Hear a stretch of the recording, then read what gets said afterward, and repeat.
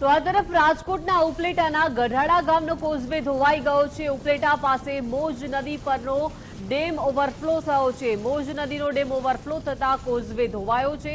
Causeway ધોવાતા ગામ લોકોને ભારે હાલાકી પડી રહી છે। ગઢાડા ગામના લોકોને 10 થી 12 કિલોમીટર ફરીને જવું પડી રહ્યું છે।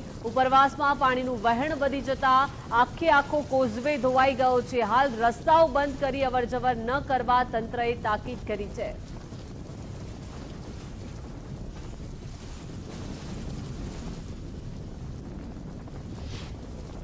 અત્યારે ડેમ ઓવરફ્લો થવાથી અમારો જે ગામનો મુખ્ય રસ્તો જે મોજ નદી ઉપર જે કોઝવે આવેલ હતો તે કોઝવે તૂટી ગયેલ હોય, જેથી અમારા ગામને 8 થી 10 કિલોમીટર ફરી અને જવું પડે તેવી મુશ્કેલી ઊભી થઈ છે।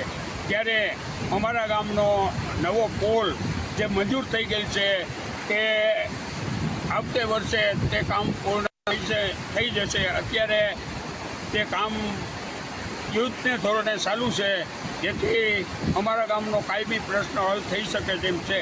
અત્યારે ટાઈમ પૂરી આ કોઝવે જો વરસાદ રહી જાય ત્યારે આ કોઝવે ફરી રિપેર થાય એવી અમારી ગામ લોકોની માગણી છે।